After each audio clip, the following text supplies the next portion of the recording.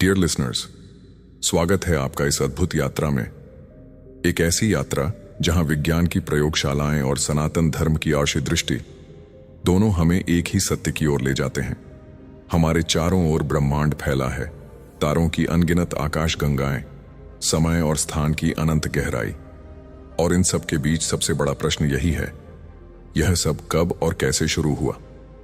विज्ञान अपनी जिज्ञासा और प्रयोगों के सहारे उत्तर खोजता है। सनातन धर्म ध्यान, साधना और आंतरिक अनुभव के सहारे उत्तर पाता है। और हैरानी की बात यह है कि दोनों की राहें अलग होने के बावजूद कई बार उनके निष्कर्ष हैरतअंगेज तरीके से एक दूसरे से मेल खाते हैं।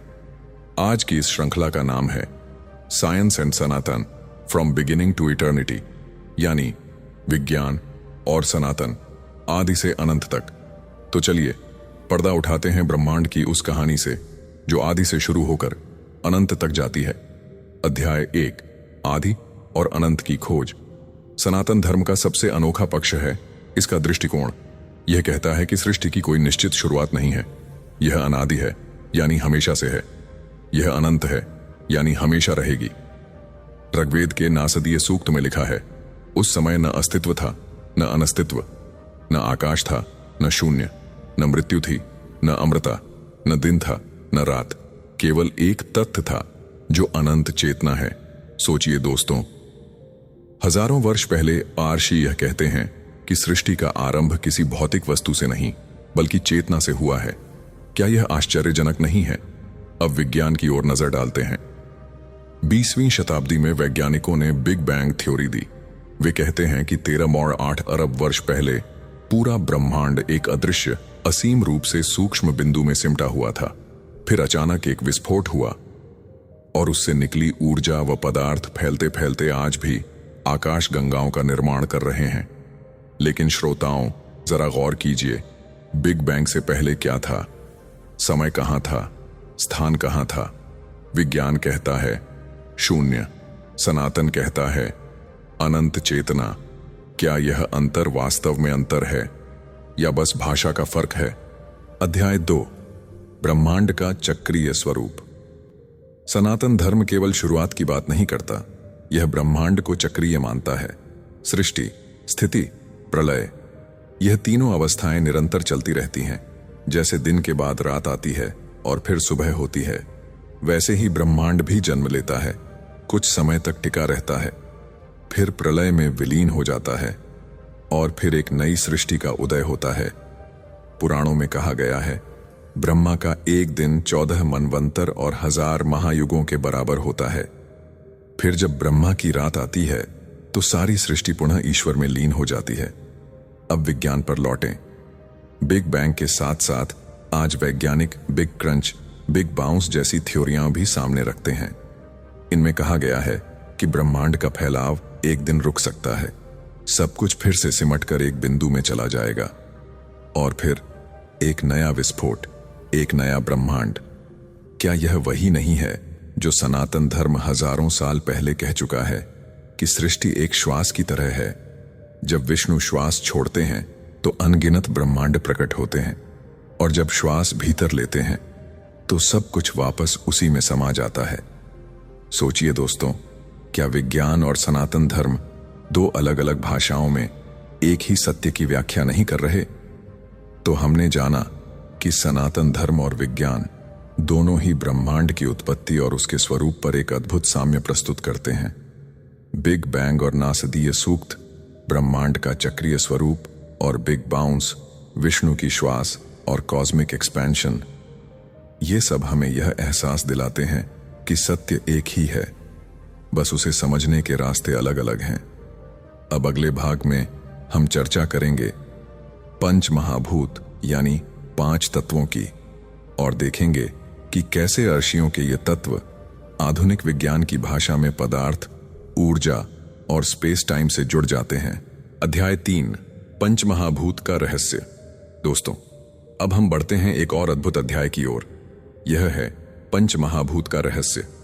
सनातन धर्म कहता है कि यह संपूर्ण जगत 5 तत्वों से निर्मित है: पृथ्वी, जल, अग्नि, वायु और आकाश। पहली नजर में यह कथन बड़ा सरल लगता है, परंतु यदि हम ध्यान से देखें तो इन पांचों तत्वों में छिपा है संपूर्ण ब्रह्मांड का रहस्य। पृथ्वी स्थिरता और ठोस रूप का प्रतीक, जल तरलता, जीवनदायिनी शक्ति, अग्नि ऊर्जा और रूपांतरण का मूल, वायु गति और प्राण का आधार, और आकाश शून्यता, विस्तार और चेतना का घर। आर्षियों ने हजारों साल पहले इस पंच तत्व को केवल दार्शनिक दृष्टि से नहीं देखा, उन्होंने इसे अनुभव किया, ध्यान में, समाधि में और प्रकृति के साथ गहरे संवाद में। अब विज्ञान की ओर चलें। क्या आज का विज्ञान भी इन्हीं तत्वों की बात करता है? आइए एक एक कर समझते हैं। अध्याय 4, पृथ्वी और आधुनिक पदार्थ। विज्ञान। पृथ्वी, यह तत्व ठोस का प्रतिनिधित्व करता है। विज्ञान की भाषा में कहें तो यह मैटर है। आधुनिक भौतिकी कहती है कि समूचा ब्रह्मांड परमाणुओं और कणों से बना है। प्रोटॉन, न्यूट्रॉन, इलेक्ट्रॉन, यही बनाते हैं हर ठोस वस्तु को। यही हमें धरातल पर खड़ा रखते हैं। यही हमारे शरीर, पर्वतों और ग्रहों की रचना करते हैं। आर्षि इसे पृथ्वी तत्व कहते थे। यह स्थायित्व और स्थिरता का प्रतीक है, जीवन को संतुलन देने वाला आधार है। सोचिए, क्या आर्षि अपने समय के वैज्ञानिक नहीं थे? उन्होंने पदार्थ को केवल देखा ही नहीं, बल्कि उसके गुणों को जीवन के मूल्यों से जोड़ा। अध्याय 5, जल और जीवन का रहस्य। अब बात करें जल तत्व की। जल ही है जिसने धरती को जीवन से भर दिया। आधुनिक विज्ञान कहता है, जहां पानी है वहां जीवन की संभावना है। इसलिए वैज्ञानिक मंगल, यूरोपा और एनसेलाडस जैसे ग्रहों और चंद्रमाओं पर पानी की तलाश में हैं। ऋषियों ने इसे हजारों साल पहले ही समझ लिया था। इसलिए जल को जीवन का अमृत कहा गया। नदियां केवल भौतिक नहीं बल्कि आध्यात्मिक भी मानी गईं। गंगा को मां कहा गया क्योंकि जल केवल प्यास नहीं बुझाता, यह हमारी आत्मा को भी शुद्ध करता है। आज विज्ञान कहता है कि मानव शरीर का लगभग 70% भाग पानी से बना है। क्या यह वही सत्य नहीं है जो अर्षियों ने जल तत्व के रूप में देखा था? अध्याय 6, अग्नि और ऊर्जा का विज्ञान। अब आइए अग्नि तत्व पर।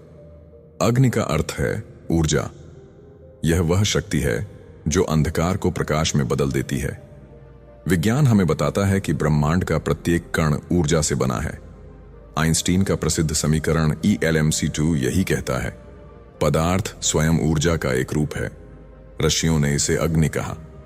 उन्होंने देखा कि अग्नि केवल बाहर जलने वाली लौ नहीं है, बल्कि भीतर की ज्वाला भी है। भोजन को पचाने वाली जठराग्नि, ज्ञान की लौ और आत्मा को प्रकाशित करने वाली ज्ञानाग्नि। आज हम कहते हैं एनर्जी कैनॉट बी क्रिएटेड और डिस्ट्रॉयड। सनातन कहता है आत्मा न जन्म लेती है न मरती है, दोनों ही सत्य ऊर्जा के अमर स्वरूप की ओर इशारा करते हैं। अध्याय 7, वायु और प्राण। वायु केवल सांस लेने की प्रक्रिया नहीं है, यह प्राण का प्रतीक है।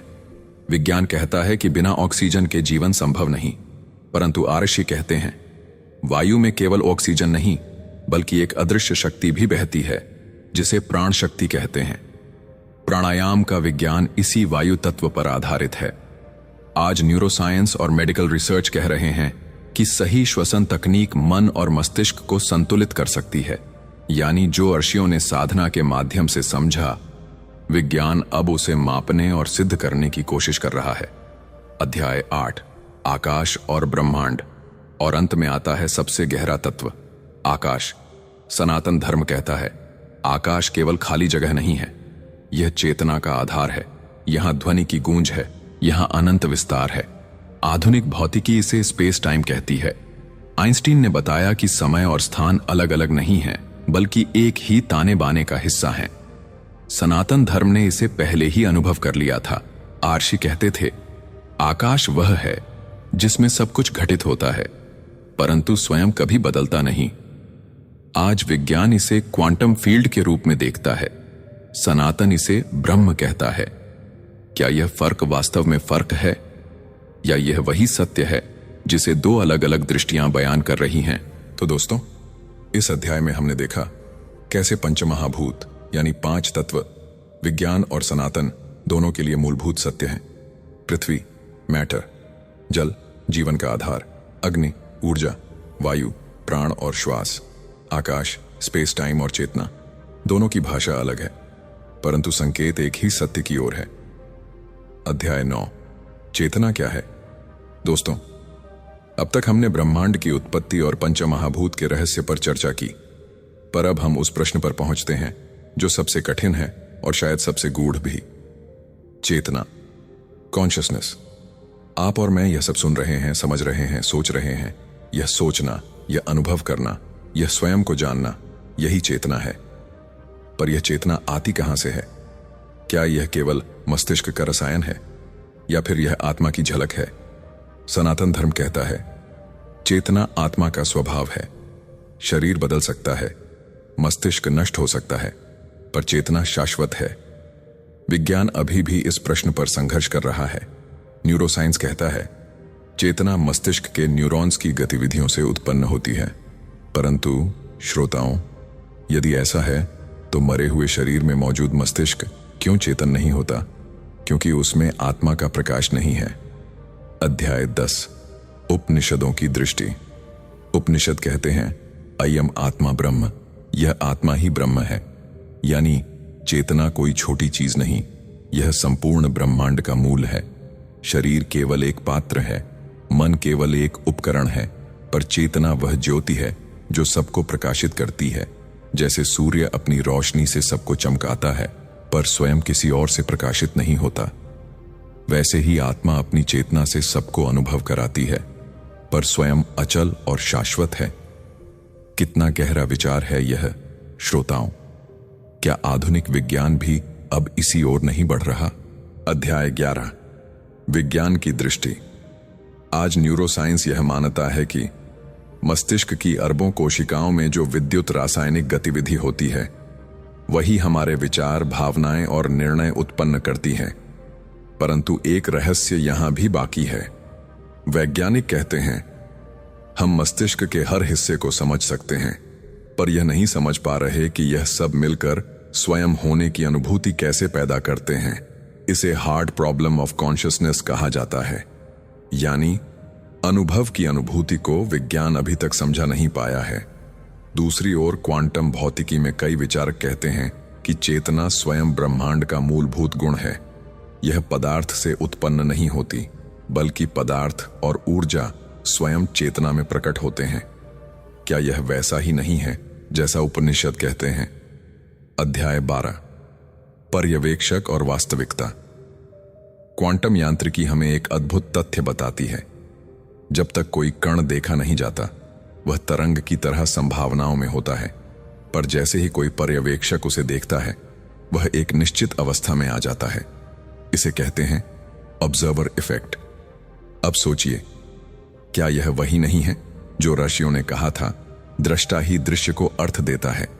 अर्थात जो चेतना देख रही है वही इस संसार को वास्तविकता का रूप देती है। बिना चेतना के ब्रह्मांड केवल संभावनाओं का महासागर है। दोस्तों, यह विचार सुनकर क्या आपको नहीं लगता कि सनातन धर्म और विज्ञान फिर एक ही बिंदु पर मिल रहे हैं? अध्याय 13, आत्मा, मस्तिष्क और भविष्य की खोज। आज के वैज्ञानिक मानते हैं कि चेतना की पूरी व्याख्या अभी संभव नहीं।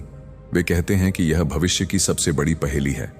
सनातन धर्म कहता है कि चेतना को केवल अनुभव किया जा सकता है। ध्यान, योग, समाधि, यही वे प्रयोगशालाएं हैं जहां आत्मा को प्रत्यक्ष जाना जा सकता है। जब ध्यान की गहराई में मन स्थिर होता है तो व्यक्ति अपने भीतर की उस साक्षी चेतना को अनुभव करता है जो न विचार है न भावना, बल्कि केवल उपस्थिति है। यह वही अवस्था है जिसे विज्ञान अभी केवल शब्दों में खोज रहा है। शायद भविष्य में जब विज्ञान और आध्यात्मिकता का संगम होगा, तब चेतना का रहस्य पूर्ण रूप से खुल सकेगा। तो दोस्तों, हमने समझा कि चेतना केवल मस्तिष्क की गतिविधि नहीं है, यह आत्मा की ज्योति है जो सबको प्रकाशित करती है। उपनिषद इसे ब्रह्म कहते हैं, क्वांटम फिजिक्स इसे ऑब्जर्वर इफेक्ट में खोजता है। दोनों अपने अपने ढंग से यही कहते हैं, चेतना ही वास्तविकता की जननी है। अध्याय 14, मशीनों की बुद्धि बनाम मानव चेतना। दोस्तों, पिछले अध्याय में हमने चेतना का रहस्य समझा। अब प्रश्न उठता है, क्या मशीनें भी चेतना प्राप्त कर सकती हैं? आज का विज्ञान कहता है कि कंप्यूटर, एल्गोरिदम और कृत्रिम बुद्धिमत्ता मानव मस्तिष्क की तरह सीख सकते हैं, निर्णय ले सकते हैं, यहां तक कि भावनाओं का अनुकरण भी कर सकते हैं। परंतु क्या यह सचमुच चेतना है या केवल प्रोग्राम्ड प्रतिक्रिया? मानव मस्तिष्क सोचता है, महसूस करता है और स्वयं को जानता है, पर क्या मशीन भी कभी यह कह पाएगी, मैं हूं? सनातन धर्म कहता है, चेतना आत्मा का स्वभाव है और आत्मा केवल जीवित प्राणियों में होती है, न कि यांत्रिक संरचनाओं में। तो क्या इसका अर्थ है कि मशीनें कभी आत्मनिष्ठ नहीं हो सकती, या फिर भविष्य में विज्ञान कोई नया द्वार खोलेगा? अध्याय 15, गीता की दृष्टि, कर्ता और अकर्म। भगवद गीता कहती है, कर्म करने वाला वास्तव में आत्मा नहीं है, आत्मा केवल साक्षी है, कर्म तो प्रकृति के गुणों से होता है। सोचिए दोस्तों, यह कथन एआई पर भी लागू होता है। कंप्यूटर का हर निर्णय, हर प्रतिक्रिया उसके प्रोग्राम और डेटा पर आधारित होती है। वह केवल एक प्रकृति का उपकरण है। मानव के भीतर आत्मा है, इसीलिए वह कर्तापन और साक्षी भाव दोनों अनुभव करता है। पर मशीन केवल कर्तापन का अनुकरण कर सकती है, साक्षी भाव उसमें नहीं होगा। यही अंतर है मानव और मशीन में। अध्याय 16, बुद्धि और विवेक। एआई में बुद्धि है परंतु विवेक नहीं। वह तर्क कर सकती है परंतु सही और गलत का आकलन आत्मा से नहीं कर सकती। सनातन धर्म कहता है कि बुद्धि दो प्रकार की होती है, बाह्य बुद्धि जो संसार को समझती है और आंतरिक बुद्धि जो आत्मा को जानती है। मशीनें बाह्य बुद्धि की नकल कर सकती हैं। वे गणना, विश्लेषण और तर्क में मानव से आगे निकल सकती हैं, पर आंतरिक बुद्धि यानी आत्मज्ञान, वह केवल साधना और चेतना से आती है। यही कारण है कि एआई कितना भी विकसित क्यों न हो, वह कभी ध्यान, समाधि या आत्म साक्षात्कार नहीं कर पाएगा। अध्याय 17, क्या एआई आत्मनिष्ठ हो सकता है? आज कई वैज्ञानिक और दार्शनिक यह प्रश्न पूछ रहे हैं, क्या कभी कोई मशीन आत्मनिष्ठ हो पाएगी? क्या वह भी अपने अस्तित्व को जान पाएगी? सनातन धर्म का उत्तर है, नहीं। आत्मनिष्ठा आत्मा का गुण है। आत्मा केवल चेतन जीवों में है, मशीन में आत्मा नहीं, केवल संरचना है। लेकिन दोस्तों, कल्पना कीजिए, यदि विज्ञान इतना आगे बढ़ जाए कि मानव अपने चेतन मन को मशीन में स्थानांतरित कर दे, क्या तब मशीन चेतन हो जाएगी या फिर चेतना को किसी चिप में कैद करना असंभव है? यही वह रहस्य है जहां सनातन धर्म और आधुनिक तकनीक एक रोचक संवाद में खड़े हो जाते हैं। अध्याय 18, सनातन का संदेश। सनातन धर्म हमें यह सिखाता है कि बुद्धि का विकास महत्वपूर्ण है, पर उससे भी अधिक महत्वपूर्ण है विवेक और आत्मज्ञान। एआई हमारी दुनिया को बदल देगा। वह हमें तेज निर्णय लेने में, नई खोज करने में और जीवन को सुविधाजनक बनाने में मदद करेगा। परंतु यदि मानव ने अपनी आत्मा की चेतना को भूलकर सिर्फ मशीनों की बुद्धि पर भरोसा किया, तो यह दुनिया केवल यांत्रिक बन जाएगी, मानवीय नहीं। इसलिए सनातन धर्म कहता है, ज्ञान के साथ साथ विवेक और करुणा भी जरूरी है। यही वह संतुलन है जो भविष्य की सभ्यता को सुरक्षित रखेगा। तो दोस्तों, हमने जाना कि कृत्रिम बुद्धिमत्ता में अद्भुत क्षमताएं हैं। वह सोच सकती है, सीख सकती है, पर आत्मा और चेतना का अनुभव नहीं कर सकती। गीता की दृष्टि से वह केवल प्रकृति का उपकरण है, करता है पर साक्षी नहीं। और यही अंतर है मानव और मशीन में। अध्याय 19, समय और युग चक्र। दोस्तों, अब हम पहुंचते हैं ब्रह्मांड की सबसे रहस्यमयी यात्रा के अंतिम चरण पर, समय और युग चक्र। सनातन धर्म में समय को रेखीय नहीं बल्कि चक्रीय माना गया है। सृष्टि, प्रलय, पुनर्सृष्टि, यह एक अनंत चक्र है।